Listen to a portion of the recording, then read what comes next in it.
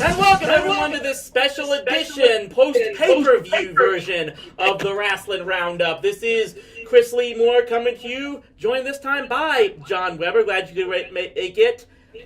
Absolutely happy to be here. Thanks for doing this little special one-off with me. Yeah, definitely. Definitely wanted to do this. Even, of course, by the time you're watching, any of you are listening to this, the Extreme Rules pay-per-view has already arrived and gone. But I definitely want to bring this up because what we talked about, what Duke and I talked about in the episode previewing that pay-per-view, was a subject I really wanted to talk with you about, especially because, and I apologize for this, I basically ripped off your idea, your bit of how would I book this. So don't worry, it's not my original idea either. I got it from What Culture way back in the day when they were still good. So everybody steals ideas from each other all the time. Nothing wrong with that. Yeah, it makes me wonder, how long has it been since one has been better before? What Culture or Cracked? That's subject to another time, I suppose. Yeah, I thought you were going to ask me how long it's been since I've done one, and I'm brewing one or two in my head right now. One's a big one that I'm still sort of hashing out, which could be a larger discussion on what WWE's place in the modern wrestling landscape is, and that's the discussion for another time. That's not what we're here for today. We'll definitely look forward to hearing what you have to say on that in a future episode. But in the meantime, What I was talking about was this all stems from, of course, one of the biggest gripes I've been hearing from people online was the current angle between Sasha Banks and Bayley. How they've been trying to build up this breakup feud that's going to apparently lead to some big match at some point in time. I'm guessing they're trying to keep it delayed until SummerSlam as best as possible. And that because of that, it's now been dragged out into this anger management therapy session that the two are attending. Of course, hosted by the same doctor that visited Daniel Bryan and Kane. Ironic that Team Hell No has recently reformed at the same time. But true, aren't they done? I thought Kane got injured again. Yeah, we don't know. We don't know exactly what happened. Kane, the last night at the pay-per-view, it was going to be Bryan and Kane facing the Bludgeon Brothers for the titles, and then they did a spot where Kane got injured, where they were attacked beforehand by the Bludgeons, and Kane got injured. Don't know if it had to be thrown in there because Kane got hurt in real life, but there was a bit where at first it was just Bryan fighting both of them 2-on-1, but Kane came out later in a cast boot, couldn't keep the Bludgeon Brothers from winning, but so we'll wait and see tonight or rather tomorrow on SmackDown as to where that is going. But the main thing I was going at was everyone was complaining about where this angle between Bayley and Sasha was going, and I just keep thinking that I just can't think of a reason why this feud needs to exist at all. Because this is just a matter of everyone is supposedly wanting to see these two face off because they had that great match at NXT TakeOver Brooklyn 3 years ago, and wanting to see it again. And it just seems like the problem I have is these are two of the biggest baby faces in the women's division right now. You can't really turn either one of them heel, even though I've been calling for a Sasha heel turn for a long time now. That's why people have been wanting a Sasha heel turn. Sasha Banks sort of is one of those weird people who, even when she's a good heel, you cheer for her because she's such a good heel, which is, again, like I said earlier, the dynamics of baby faces and heels in the modern wrestling landscape is something that's very different and can be gone into some other time. It's definitely... when people are wanting this feud, they're wanting to see the NXT Brooklyn match with the massive scale of a SummerSlam or WrestleMania crowd because they feel that those two wrestlers deserve that major spotlight rather than having this amazing storyline down in...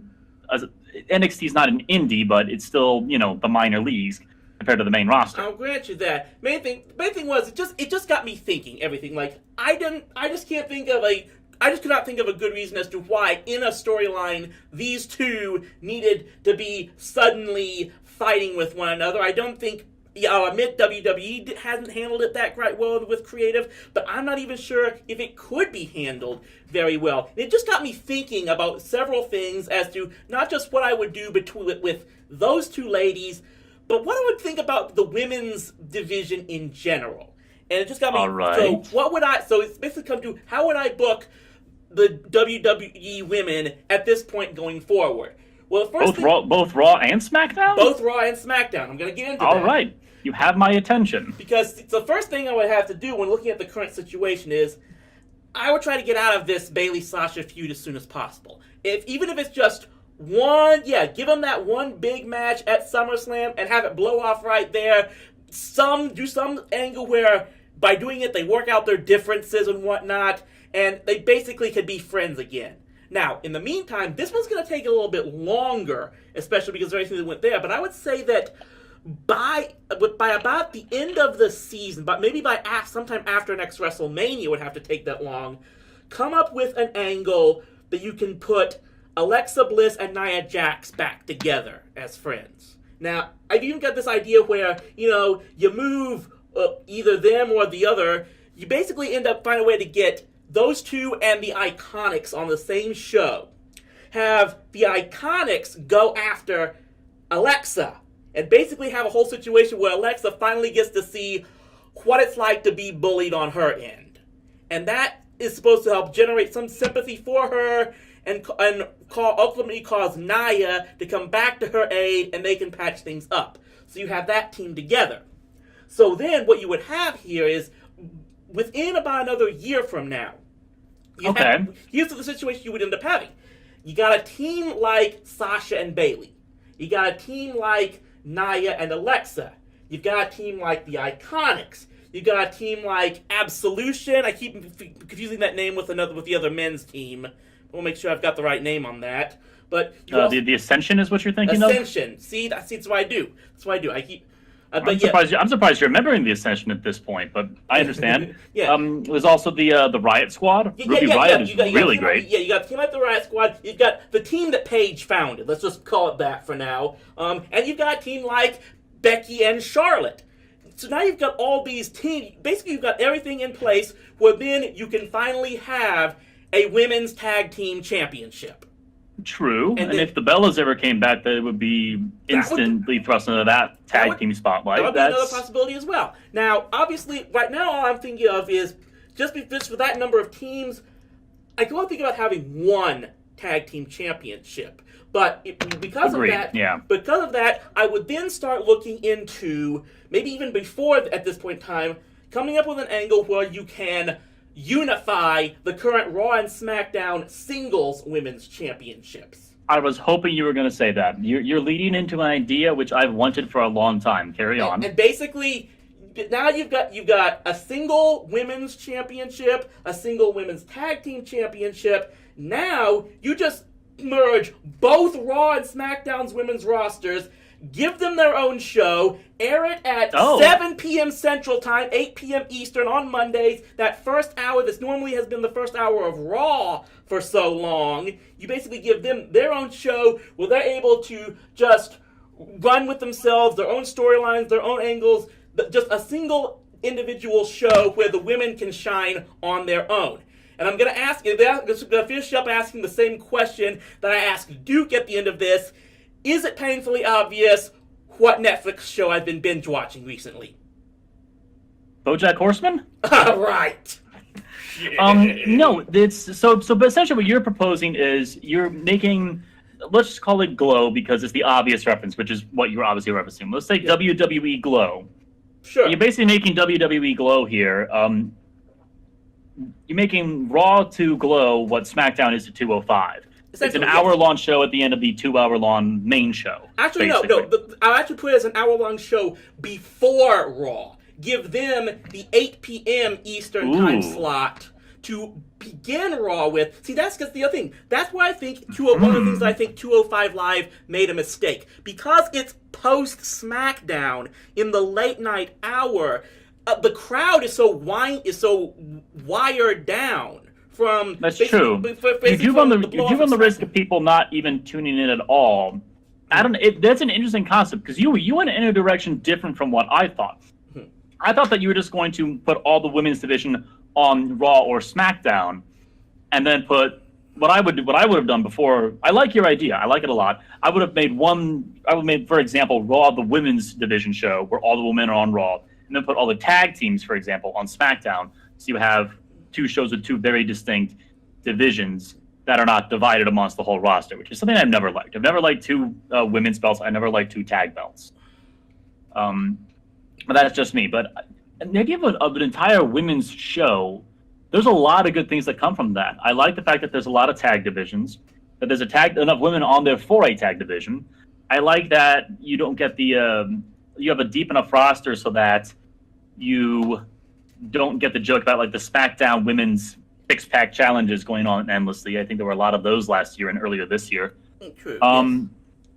My one concern is that you may fall into the same trap that 205 Live has, where the cruiserweights basically exist in their own separate continuity, and they will never show up on the main roster. Yeah.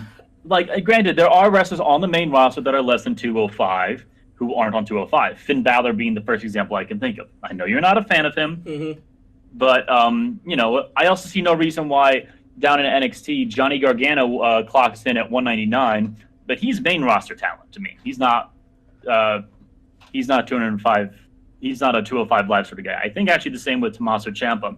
The point being is, the one thing I'm a little concerned about is that you suddenly segregate these divisions completely away from the main roster, the main men's roster talent, which could take us away from moments like, I haven't seen much Attitude Era, but I know that China, for example, at one point was Intercontinental Championship.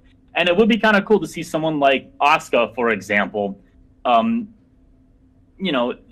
various shenanigans, and intergender wrestling is a topic that, again, you and I would have to hash out again at some other point. It's a topic I've thought about to talk about at some point in time, for sure. I know. I have seen your Twitter and Facebook rants on occasion, and it's an intriguing concept, and it's one that we don't have time for right now, right here, before I want to think about it on my own, but it's something worth exploring, certainly. Definitely. But the point being is, I wouldn't mind seeing someone like Asuka or Alexa, even with her star power, even through shenanigans and hijinks, walk away with an IC or US title reign for a little while. And if you put them on their own show, suddenly they don't get that. It's not without its own downfalls, but there's, I think, for the most part, a lot of good that could come from it. And I will say this: Duke basically had similar concerns about how you would lose the opportunity to have the women on the on the main shows. Although I think that you said there have been some occasions where we still have some cruiserweights, like I think Cien Almas has been on SmackDown with Sin Cara recently. So there are. I think he's over 205 though. Yeah, perhaps. Yeah, there is I do think there is some.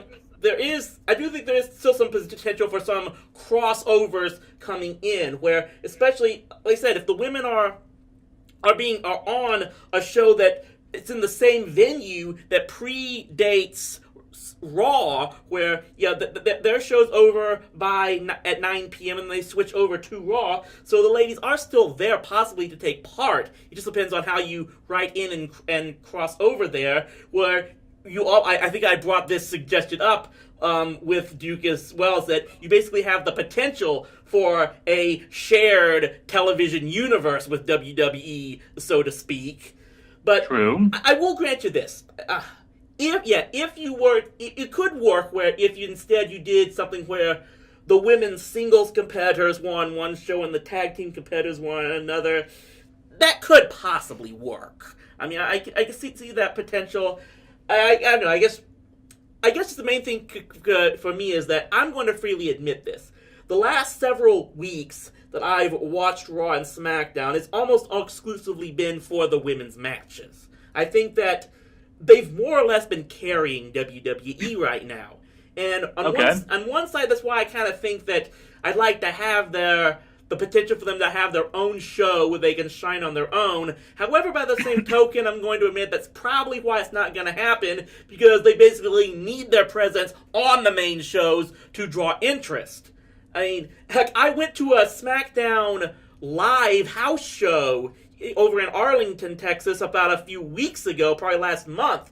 And, when they got to the first women's match, the ring announcer basically said, "I know what you guys really want to see here." That's pretty much how he helped branch into the first women's match, which I think was a 6-woman tag between, I think it was Becky, Naomi, And the third one. Yeah, I can't believe I forget that. It's all right. They were going up against I think the Iconics and Natalia or someone like that. But basically, I do think that's one thing I will say about that WWE. I think they are starting to realize how popular the women's division is getting, and maybe this is why I think that hopefully they could have their own major opportunities. I do think I'm starting to hear that. I do think they have been thinking about a women's tag team championship coming up very soon. Right, and if they do that, then they need to not have two. They can't have a Raw women's tag belt and a SmackDown women's tag belt. It's just a mouthful to say off the get-go. Right. I had to stop to think about how I was saying that when I said it right now. So, but yeah, if they do bring up tag belts, then they need to merge the rosters first off. And if they merge the rosters, then they need to do something to the show that doesn't have the women, so that it sells its own unique identity. Which, like I've been saying, should be the tag team. Yeah, it is possible if that's what they do. It is possible because I remember back when the first brand split. Originally, the women's championship was exclusive to Raw, while SmackDown had the Cruiserweight Championship. That was kind of how they traded it off back then. Maybe, like I said, maybe if you had the women's singles on one show and the tag teams on Raw on the other, you might be able to do that because there are still some ladies like an Asuka and a Carmella, and they still work as singles competitors for the most part. So as long as you have enough where you've got enough ladies to work as tag teams and enough to go into singles competitors, it perhaps could work. It's possible, yeah. Especially if absolutely. It could work. So it really could. It could. It really could. Well, I would like to. I don't know. There's a whole lot of good and a whole lot of bad. I'm sure that this is an idea that's been kicked around the WWE offices by some poor intern who thinks that this is what WWE needs to be successful again. But I'm sure there's some WWE intern at some point who thought that Curtis Axel was going to be the new Hulk Hogan. And he was, but not quite in the sense that intern was probably hoping. Well, Curtis Axel is now a tag team champion, so he got somewhere. That's right. I admit, shame on me. I apologize for the viewers listening at home. I was busy last night, so I didn't have the chance to see Extreme Rules then. And I only got back from work maybe 2 hours ago, so I haven't had the chance to see Extreme Rules yet either. So I have not actually had a chance to see the show. But I've heard different things about different matches. Speaking of the women's matches on those shows, correct me if I'm wrong, please, but Ronda Rousey wasn't on the card at all, was she? No, Ronda hit. Okay, if you know where, technically right now, Ronda on TV is suspended after attacking both Alexa Bliss and Kurt Angle in the aftermath of her her title match against Nia in the last pay-per-view. She was not okay, but there was a storyline where she still bought a ticket for the event and was in the front row and did ultimately get involved in the Extreme Rules match between Alexa and Nia Jax, which I was hoping was going to end up main eventing that show. I thought because I think amazingly the Roman Lashley match went on fourth from last, I think. And that's right. I'm looking at the post discussion thread on Reddit, which I know is a wretched hive of scum and villainy, second or third only to YouTube and Twitter. But I don't watch Raw and SmackDown. I don't have cable at my place. I don't have Hulu, so this is often how I catch up on what happened on Raw and SmackDown. Yeah. And admittedly, their recaps of what happened during the show are pretty fair, are pretty unbiased. So yeah, I need to see the Kevin Owens match because I like Owens, I like Strowman. Apparently, the ending was crazy, stupid fun. Yeah, I am surprised that WWE is still using the shark cage as a stipulation because it almost never actually succeeds in its objective of non-interference. Well, I'll try not to spoil anything, but I will say this. The match that actually became the main event, I don't know if you heard about what happened during it, but... Yes, I have. I have. The Rollins-Ziggler match? Yeah, that one. Yeah. Having not seen it, and from what I've heard, there are some takeaways that WWE will learn from this. And there's probably not the takeaways they should have learned. First off, I know he's from my city. I know he's a Cleveland boy. I do not understand what Dolph Ziggler's purpose on the roster is. And I can say that for a lot of wrestlers, honestly, where I don't see what their point is, and I don't see them getting a major push. When every time Dolph's won a major title recently, I'm just like, okay, so who's going to take it off and next? Because I don't give two craps about Dolph Ziggler. So expecting him to main event an Extreme Rules thing sucks. I'm sorry, Seth. You should have had a longer Intercontinental title reign. Right. Well, second off, this is something that WWE maybe should have learned is this is actually, someone made a good point, is in New Japan wrestling, when there's an Iron Man match, there isn't a big screen with a timer showing every second so that the people can count down along to it. Every so often, the announcer will just say over the intercom, there are now 20 minutes left in the match. There are now 10 minutes left in the match. There are now 5 minutes left in the match. There are now 10, 9, 8, 7. Which is good for a couple things. First off, the audience can't hijack it by chanting along. And second off, there's a better chance to lose yourself in the sense of the match and not watching and looking around. And all of a sudden you suddenly realize, oh crap, the match is already half over. He's got and he's 3 falls behind. Oh, he's got work to do. Yeah, I can see a situation where not having the clock visible for at least most of the match, maybe counting down the final minute might be worth it. It's a profession, yeah, perhaps. But yeah, it was a very unfortunate situation they had at the end of that match that I think divided a lot of people. I think what's going to do is it's going to lead to you're going to hear a lot more online discussions about amongst the fan bases of just what is appropriate behavior for the fans at these matches. True. That's what I think they're going to have to really think about. And hopefully it'll be one thing that will help not lead to something like this is we'll get a match where we finally get, even I'm at this point, we're hoping it's going to happen sometime, but we can get the Universal Championship onto a full-time performer pretty soon. At least looks like they may be finally trying to build up a storyline to try to get something happening in SummerSlam. Yeah, if the titles, it's very curious that the title stayed on Brock both after WrestleMania and after the Greatest Royal Rumble. I was very surprised by both of those. Yeah, because at first I thought, it's WrestleMania, Roman's going to get his big moment at WrestleMania again after pinning The Undertaker and winning the title from Triple H and headlining Mania 31. But no, Vince wanted to surprise us all and say, you can't tell me what to do. And so Brock was like, I want the title so I can have a better contract negotiation. Yeah. Insert your favorite conspiracy theory here. It doesn't really matter. I got my own theory ideas about what might have gone on back then at myself. It's all just speculation that we can do at this time. All hearsay and rumors. Yeah. But the other thing, so the title does need to come back. And then you made an interesting point about crowd reactions that are actually sort of going to be a meta factor going into one of my storylines, which I'm working on now, my fantasy booking, how I would have booked. I'll just give you the title of it. Okay. See if this will pique your interest at some point. Okay. I am working on how I would reboot the WWE.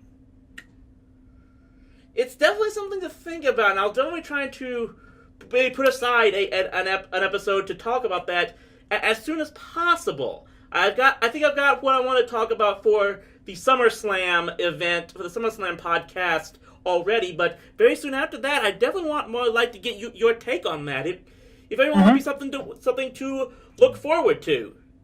The basic premise, I'm still working on specific events, but the meta narrative is WWE seems to have a really tough time with their fans behaving the way they want them to more than other promotions. At least that's the way it seems like to me. Fans are willing to play along down in NXT, for example, and New Japan's gained a whole lot of respect these days. Lucha Underground has had a lot of respect for a long time. Progress is making waves over in the British Isles. WWE, for some reason, is having this weird thing where the fans aren't giving them this sort of ability to play along. And I think that's in part because over many years, WWE has sort of conditioned their fans that way. So what if we can take all the old stagnation of 25 years of staleness and rot that WWE has built up and basically start anew somehow? I'm working on that.